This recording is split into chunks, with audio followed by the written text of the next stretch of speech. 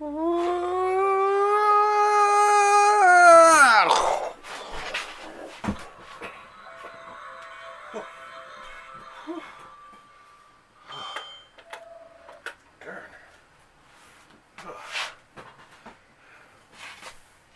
boom tube rods. Whew.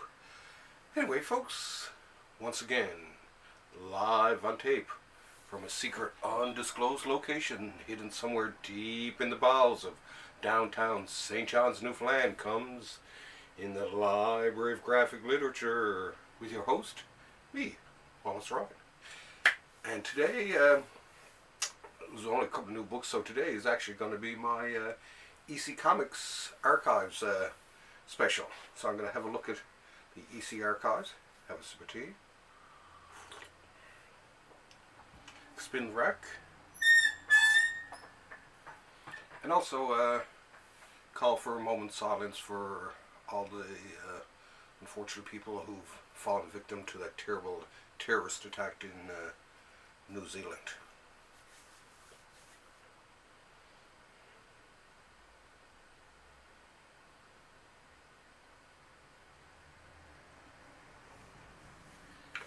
Okay, anyway folks, let's get down to work. Okay, notice I got a new cover for my couch here. Pretty cool, eh? So we'll have a quick look at couple of the new books out here this week. Like I said, there's not a lot, so I've been waiting to do something about the EC Archives. I actually had someone who asked me to do it, and when I checked my notes, I didn't have the name of the person who, because I usually do take notes, and I notate it when someone makes a request for a certain idea, and for some reason there wasn't. Anyway, let's start with Creepy. This is coming close to the end. One more book, and it'll be at the end of the complete run. Let's see what we have here. Oh, excuse me.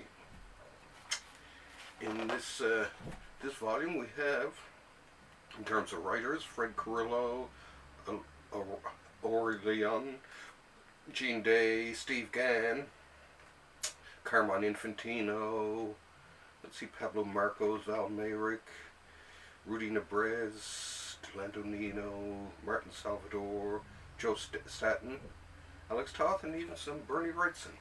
So yeah, that's the one thing I love about, always did love about the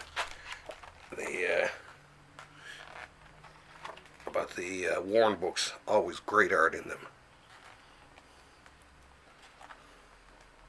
So if you're looking for some stories with some fabulous art, give the Creepy and the Airy Archives a try. And thank God now they're almost finished. They went into a little bit of a vacation there. They had a bit of a hiatus, but then Dark Horse came right back, and they're almost finished with the series. So thank you very much, Dark Horse. Great job. Great job. Okay, and the other new book here is The Iliad by Gareth Hinds, and this is from Candlewick Press. Check it out. I can remember reading this when I was a kid, and I figured, hey, why not check this out? And it looks pretty good. It has so many words, so much dialogue in it, that this has to be the whole thing that he actually has adapted. So anyway, for you folks who are big fans of history and the like, and historical literature, try out this one. Okay. Now that we've gotten the new books out of the way, let's get down to the EC Archives. After I have a sip of tea here. The EC Archives started in 2006, and the first 2 years that they were being published by Russ Cochran and Gemstone, and they got in a good 2 years, but then hit a bad patch and had a hiatus themselves there until 2011, and for a year then I think it was Russ Cochran and the GC imprint, they put out a couple of editions, and then in 2013 it was taken over by Dark Horse, and they've been doing it ever since.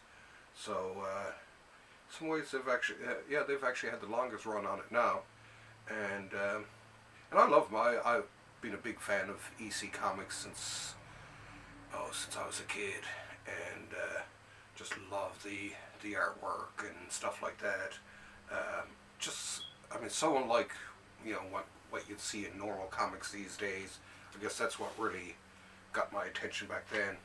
But I mean, and as I got older, and especially when I started buying these and got to see it a lot more, and some of the stuff that I'd missed over the years, it's just absolutely fabulous artwork. The EC comics themselves, they were out in the 40s and 50s.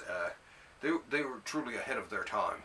Now, of course, they got hobbled by the Darren Comics Code, which basically was created just to destroy EC Comics, and it worked, except for Mad Magazine, of course. But I mean, then they started coming out in reprints and stuff like that, and especially as the comic code itself started to lose its strength and influence in the 70s, into the 80s, into the 90s, and finally the 2000s, when it became obsolete. Really, it's been obsolete really since the 70s, I would say. So we're getting to see some, basically what would mean, I think, the cutting edge comics of the 1950s, especially considering the era of repression, the McCarthyism, and stuff like that, and given today's political climate, it seems to have come around again. I'm such a big fan of EC Comics. I even have, my wallet is even an EC Comics wallet. And as I discovered when I went shopping with my daughter, she has one too. And I should know, because I gave it to her. Anyway, with the EC archives, there's, I do believe there's at least 40 out there now, all told. 37 of which I have. Let's see, Tales from the Crypt. There's 5. I think there's 5 volumes of that. Actually, the Tales from the Crypt ran 30 issues. There's the Volta Horror, which was 29 issues. These are single issues now, not talking about the archives itself. Hunt of Fear, which were 28. Weird Fantasy and Science, which were 22 issues each. Crime Suspense Stories, which was 27 issues. And Two-Fisted Tales, which were 24 issues. So I picked out actually some of the main titles here to show you folks. These are from what are called the new trend. Basically, EC never really took off until the new trend, and that was when Gaines himself, Bill Gaines, really took hold of it and turned it from the moribund company that his father had, his terrible father, and turned it into a great comic book company. So we'll have a look here now at a few of these. There's Crime Suspense Stories. I mean, I'm a huge crime nut, but these are absolutely fabulous. In this one, there's artwork by, I do believe there's a lot of artwork by Johnny Craig. Let's see here. Well, you have Jack Kamen, George Russo's Ghastly Graham Ingalls, Johnny Craig, of course, Jack Davis, and now the colors are inspired by Mary Severin's original colors for the original series, and there are some people out there who complain and moan about it, but to me it's just like it's close enough. It's close enough for me. I mean, reading through these, I mean, it seems it's close enough to the original, and to Mary Severin's palette and all that I'm willing to give it a miss, a pass. To me they're great. I love them. So here's Crime Suspense Stories.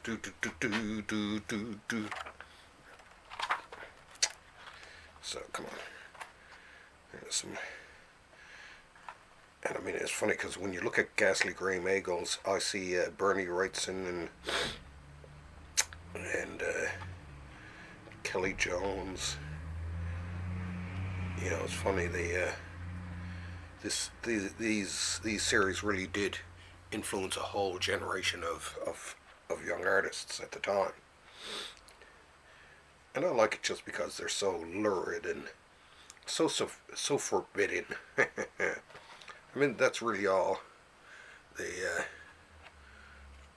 that's really all that happened with banning them. It's interesting though. What I find fascinating reading these stories is a lot of the themes you see running through a lot of the stories, especially the horror and crime stories. One of the main themes that I've seen seems to be about, you know, husbands and or wives not able to divorce the other, so they come upon some way to murder them, and then of course they come back from the dead and kill them and their lover and all that. And made me think, geez, there must have been a lot of cheating going around back in the 1950s. But of course, you know, back then, you know, the society was such a way that they, you know, I guess they couldn't get divorced, so they had to murder each other. So glad we live in a much more civilized time, eh? Anyway, in this one you have people like, of course, Ghastly Grey Eagles again, George Russo's, Jack Davis, Jack Kamen, Johnny Craig. This is for The Hunt of Fear. This is another one of my favorites. There's quite a few of these. I'm not sure how many I got. Hunt of Fear. Oh, I got up to 5 anyway. What I've been doing too, I've been actually getting rid of my gemstone editions as the Dark Horse editions have been coming out, because so I like the Dark Horse editions a little bit better. Look at this, check this out. Ghastly Grey. Some Jack Kamen, some Craig. It's a little bit of everything for everyone. And the colors are great. But yeah, they're. I mean, look at this. This is. I don't know how. To me, this definitely is the type of stuff that inspired Wrightson and people like that. I know it inspired me. Extermination. But yeah, some really great stories, always with twist endings to them, stuff like that. Of course, this is the granddaddy of them all, Tales from the Crypt. This is Volume 1, which also contains the Crypt of Terror issues 17, 18, and 19, which is eventually what Tales from the Crypt became, right? This was like this is the one they put out the most issues of, for one thing. Unfortunately, like I said, that was the sort of sweet thing about the EC comics. They didn't last long, but I mean, that's sometimes the best things in life are the things that don't last. To paraphrase the quote from, oh jeez, what was that movie? Heaven's Gate. Now in this one you have Wallace Ward, George Russo's, Johnny Craig, lots of Johnny Craig in this one, Wallace Ward, Jack Kamen, Harvey Kurtzman even. So yeah, the wide range of styles in these. Like I say, I absolutely love these here. Once again, the same themes come out again. The infidelity and, you know, fear of divorce. So they want to, you know, they're going to get out there and murder their spouse instead of, you know, going to a lawyer.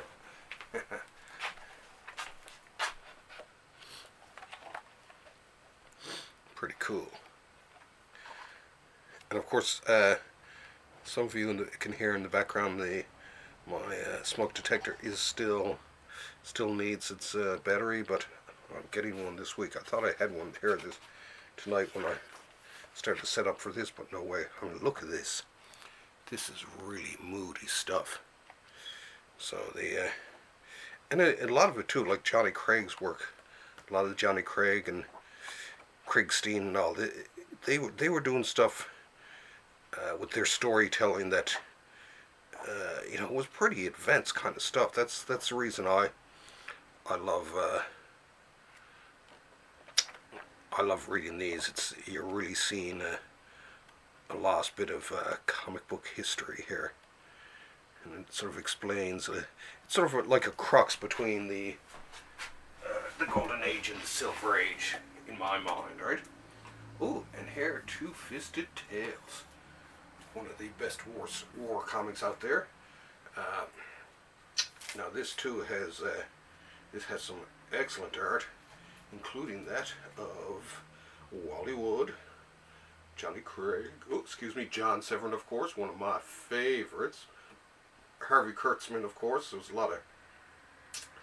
was Harvey's baby, so there was a lot of his work in there. He wrote a lot of them. As a matter of fact, I think he wrote just about all of them, from the look of it. And he drew a few of the stories. Yeah. So, yeah. Alex Toth. Ooh, even an Alex Toth and Harvey Kurtzman. I mean, come on. That has to be cool. As a matter of fact, I think that's the only time that I can think of that I can remember Toth having anything to do with. That's that story there. To do with this Two-Fisted Tales. I love the covers too. And the Two-Fisted Tales, in a lot of ways, really was in my mind, the start of the war is hell style of comics, where war wasn't portrayed necessarily as a glamorous thing, but as something terrible that went on. And I mean, the art in it, like I say, from Wallace Ward to Kurtzman.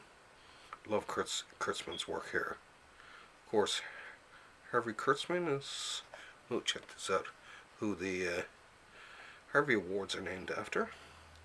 Oh, I love this one. This is a classic. So yeah, one of the great war comics. Well, now Vault of Horror. Check this out. This is another one of their classic horror stories, horror comics. There you got a Feldstein. I actually liked Feldstein's style. There's something more that looks like ghastly grey angles to me. Even upside down I can tell them. And this is that a Johnny Craig? It kind of looks like from this angle. Yeah. The same thing, like I say, a lot of themes that ran through. And business, that was another one too, businessmen being screwed over by someone. And of course the landowners, rich people, taking advantage of poor people and somehow getting their just desserts. So yeah, it was a little bit of it there for everyone. Oh, and two of the last great ones, Weird Fantasy and Weird Science.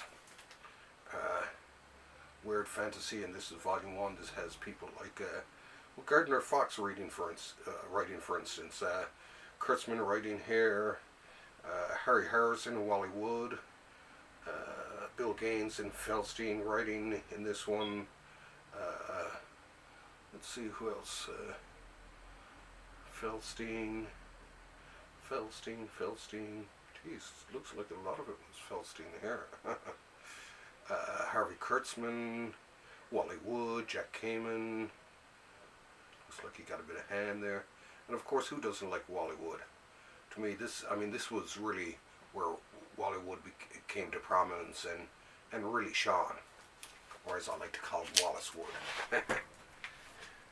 One of these Wallaces that prefer to be called Wallace. Look at that. Now that's sci-fi for you. But yeah, so worth running out and picking up all of these. I mean, look, there's storytelling for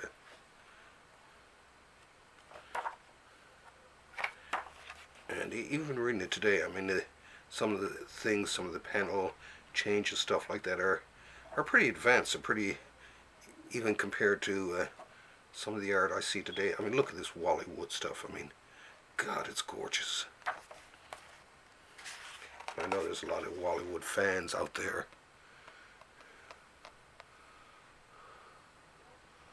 See that? Check it out. It's fabulous, fabuloso. There's a bit more Harvey Kurtzman. So yeah, run out and get yourself a taste of weird fantasy. And last but definitely not least is weird science. The other thing I like about the Dark Horse editions as opposed to all the others was they had the EC archives ghosted over the logo of the comic, and I really never liked that. I like the fact that Dark Horse just put a small little EC archives tag underneath all the titles, like with that one there. So yeah, to me it just looked a lot better, and that's why, like I say, I'm gradually replacing all of my gemstone editions with these. So yeah, so with Weird Science, which was a classic science fiction comic book series with some of the coolest covers out there. Let's see, you had Harvey Kurtzman, Wallace Ward, Jack Kamen, Gardner Fox writing, Harry Harrison, Wallace Ward, blah blah blah, yada yada. Al Feldstein, Harvey Kurtzman, Jack Kamen. And like I say, I mean, of course, a lot of younger readers won't know these people and all that, but anyone who's read any of the EC titles will recognize any of those names.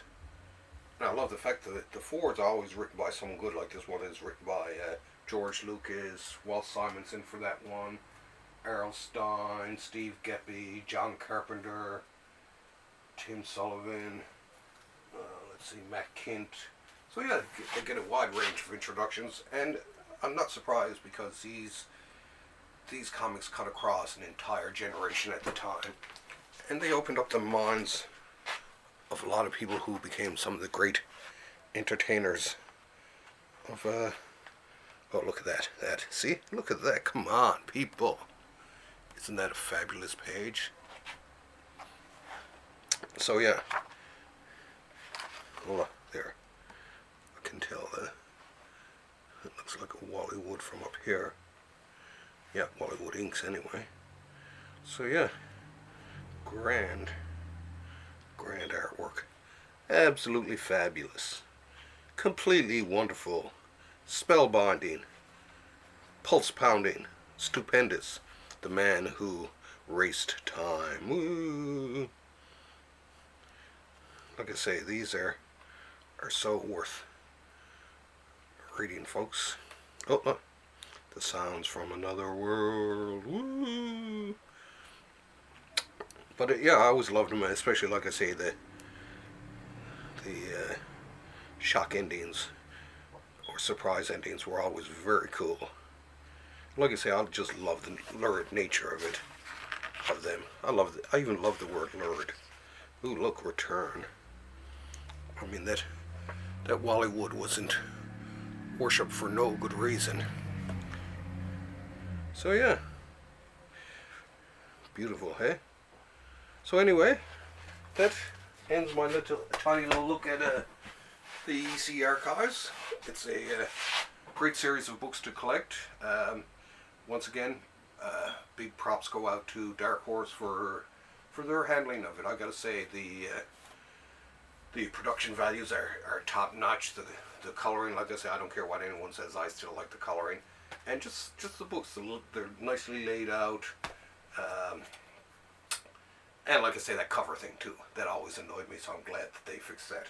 Next week anyway, is actually got quite a pile of books coming next week, an exciting week next week, so stay tuned for sure. Anyway, I think that's about it. That's all I can think of. Except the only thing I can think of now is summoning a boom tube for myself and zooming out of this world back into mine. And in the meantime, keep loving each other, hey? Love y'all. Okay, bye. Whoa. Ah.